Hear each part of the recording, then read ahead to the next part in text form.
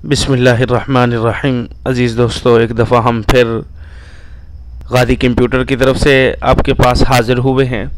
Ghazi computer की तरफ से आप तमाम दोस्तों को खुश आमदीद। जिन्होंने अभी तक हमारे इस चैनल को सब्सक्राइब नहीं किया, पहले वो हमारे इस चैनल को सब्सक्राइब कर लें और बेल के बटन पर क्लिक कर लें ताकि हमारी हर नई आने वाली वीडियो आप तक पहुंचती रहे। दोस्तों, आज हम एक दफ़ा फिर नावे सबक इन पेज के नावे सबक के साथ हाज़िर हुए हैं। आज इन पेज के सबक में हम आपको चंद चीज़ें बताएंगे। सबसे पहले तो हम आपको सेव एज की कमांड बताएंगे और दूसरा कलेक्ट फॉर आउटपुट के बारे में बताएंगे, दूसरा इंपोर्ट कमांड के मुतालिक। इन तीन चीज़ों के बारे में, सेव एज और कलेक्ट फॉर आउटपुट और इंपोर्ट कमांड के बारे में आप लोगों को बताएंगे। आइए दोस्तों, सबसे पहले हम देखते हैं। इससे पहले हम सेव के मुतालिक पढ़ चुके थे। ये देखें, आप फाइल को जब खोलेंगे, जब फाइल पर आए तो यहाँ इससे पहले सेव थी। सेव के मुतालिक हम पिछली वीडियो में, पिछले सबक में पढ़ चुके हैं। आगे है सेव एज। सेव एज का मतलब ये होता है कि आपने मसलन कोई आगे फाइल बनाई हुई है, उस फाइल को जगह पर दूसरी फाइल बनाना चाहते हो तो आप सेव एज कर सकते हो। मसलन मिसाल के तौर पर ये मैंने सेव बनाई हुई है, फाइल बनाई हुई है। इस फाइल को मैंने, ये देखें, अगर मैं चाहता हूं कि इसी तरह कोई और फाइल बनाऊं, कोई और कहे कि मुझे इस तरह की एक चीज़ बना दो, मसलन अस्सलाम क़ब्ल कलाम के मैंने भी अपने घर के दरवाजे पर लिख कर लगानी है, तो मैं उसको अगर लिख कर बना कर दूंगा। ये मैंने सुफियान गाज़ी के नाम से सेव की हुई है। आइए मैं अब मसलन और लिखता हूँ। यहाँ यही चीज़ है, सिर्फ नाम तब्दील कर देता हूँ। मसलन मैं यहाँ नाम लिख देता हूँ। ये देखें ज़रा, मैं यहाँ नाम लिख देता हूँ, ये ABD। मैं यहाँ नाम लिख देता हूँ अब्दुल्ला नाम लिख दिया है। तो अब मैं अगर इसको मसलन सेव करना चाहता हूँ तो सेव एज करेंगे।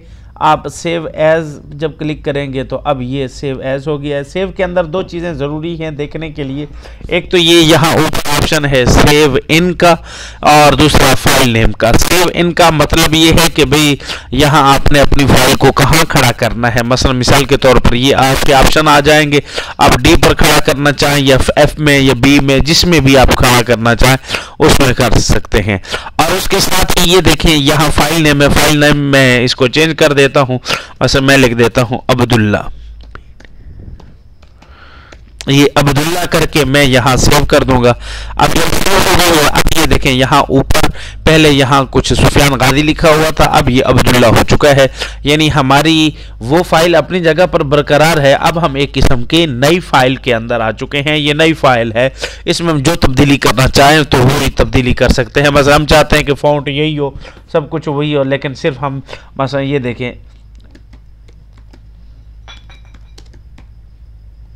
अत्तहारतु निस्फुल ईमान। ये मैं ज़रा फ़ॉन्ट इसका छोटा करता हूँ। ये देखें ज़रा आप, ये फ़ॉन्ट मैंने छोटा किया है। इस सब का फ़ॉन्ट छोटा कर देता हूँ, इसका भी फ़ॉन्ट छोटा कर देता हूँ। ये देखें, ये फ़ॉन्ट छोटा हो गया है। यानी उसी तरीके से मैं अगर इसकी कुछ करना चाहे तो इस तरीके से कर सकते हैं। मसलन बाकी आधा ईमान है, ये बन चुकी है। अब नई फाइल बनाना चाह सकते हैं, ये नई फाइल बन सकती है। ये इसका है तरीका सेव एज का। अब इसके बाद आगे है कलेक्ट फॉर आउटपुट।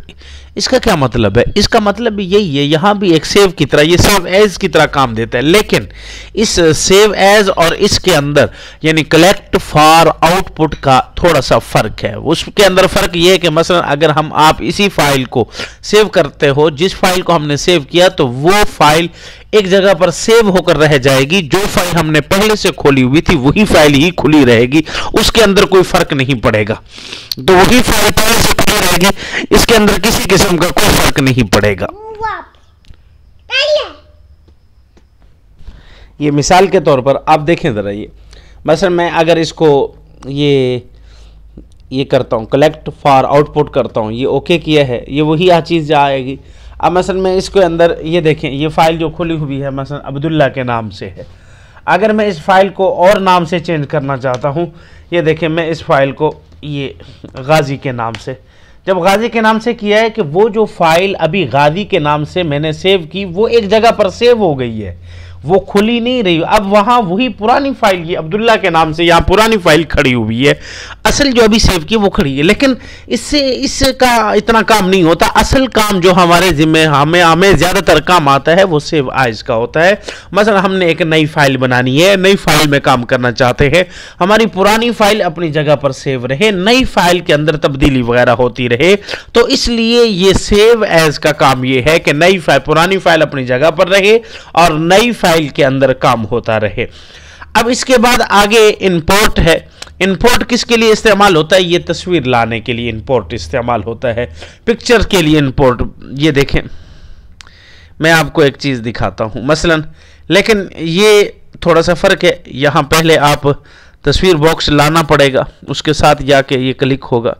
आप ये तस्वीर बॉक्स ला चुके हो, अब इसके बाद ये इसको क्लिक किया है, अब यहां ये प्लेस का बटन आ गया है।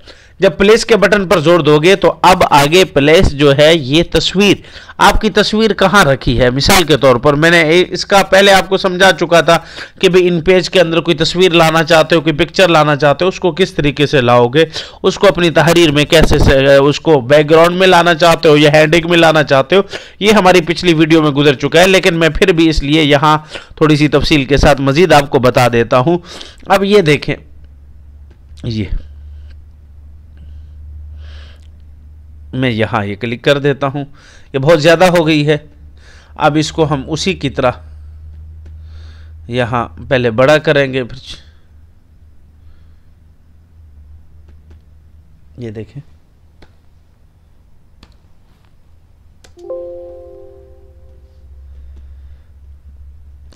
देखिए ज़रा एक मिनट,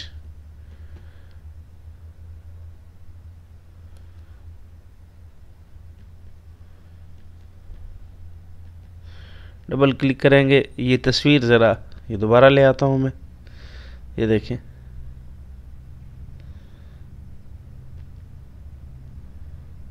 ये वीडियो थी, ये तस्वीर मैंने रखी थी यहाँ,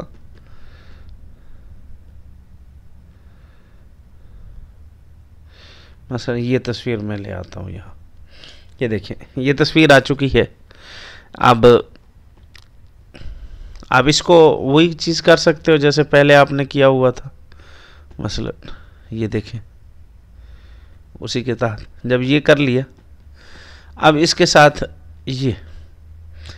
ये तस्वीर के लिए है। अब लेकिन ये सूरत उस वक्त एक बात ख्याल करना कि जब आपका ये टूल क्लिक होगा तो उसके बाद जाकर आप इस प्लेस से तस्वीर ला सकते हो, वगरना नहीं ला सकते, वगरना ये तस्वीर नहीं आ सकेगी।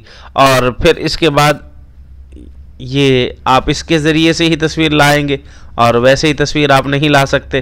मिसाल के तौर पर मैं आप इसको क्लिक करता हूँ आपके सामने, ये ज़रा देखिए,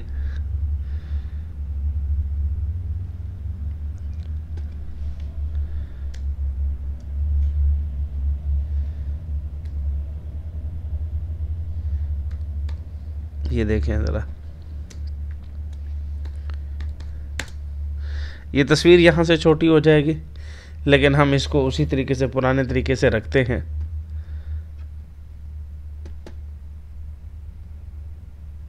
ये देखें, मैं ज़रा इस पर तस्वीर ले आता हूँ, आपको देखे आता हूँ, ये देखें। लेकिन तस्वीर इसको, ये जो अगला ऑप्शन है मसलन ये इंपोर्ट वाला, इंपोर्ट पिक्चर वाला, लेकिन ये तब इस्तेमाल होगा, तस्वीर लाने के लिए इस्तेमाल होता है पहले जब यहाँ आप ये पिक्चर टूल की तरफ से यहाँ एक बॉक्स बना लोगे। मैं ये पिक्चर टूल से यहाँ एक बॉक्स बना लेता हूँ। ये पिक्चर टूल को मैंने क्लिक किया, क्लिक करने के बाद ये मैं एक बॉक्स बना रहा हूँ, ये बॉक्स बन गया है। अब बॉक्स बनने के बाद आप यहाँ फाइल से, अब देखें ये रोशन हो चुका है इंपोर्ट पिक्चर, अब ये इंपोर्ट पिक्चर रोशन हो चुका है। अब यहाँ इसके ज़रिए से तस्वीर ले आ सकते हैं। ये तस्वीर में यहाँ, ये तस्वीर आ चुकी है, लेकिन ये साइडों से वो है, तो मैं इसको थोड़ा सा यहाँ से इसकी लंबाई बढ़ा देता हूँ। ये देखें, अब मैं इसको ये यहाँ सेट कर सकता हूँ। ये पिछले मैं वीडियो के अंदर बता चुका था। ये देखें आप, ये आगे इसका ज़रा, इसका कलर मैं ज़रा हल्का कर देता हूँ। ये कलर मैंने इसका ज़रा हल्का कर दिया है। जब कलर हल्का कर दिया है, अब इसके बाद आप यहाँ एडिट पे आ जाएं। एडिट पे आने के साथ ये आप इसको, ये कलर हल्का हो चुका है, यहाँ इस टूल के साथ इसको क्लिक कर लें। अब एडिट पे आ जाएं, यहाँ सेंड टू बैक करेंगे। सेंड टू बैक जो करेंगे, जो वो तहरीर आपकी पहले जो लिखी हुई थी वो तहरीर इस पर फौरन ये आपकी आ जाएगी। दोस्तों, आज के सबक में हमने ये चीज़ें पढ़ी हैं, उम्मीद है कि आपको समझ आई होंगी। जो बात आपको समझ नहीं आई वो कमेंट्स में आप राब्ता करके मुझसे पूछ सकते हैं। पहले इसके कि मैं अपने इस सबक को ख़त्म करूं, एक दफ़ा मैं अपने तमाम नाजरीन को एक दफ़ा फिर कहूँगा कि जिसने अभी तक मेरे गाजी कंप्यूटर चैनल को सब्सक्राइब नहीं किया वो पहले सब्सक्राइब कर लें और बेल के बटन पर क्लिक कर लें, ताकि मेरी हर नई आने वाली वीडियो आप तक पहुँचती रहे। अस्सलामु अलैकुम वरहमतुल्लाहि वबरकातुहू।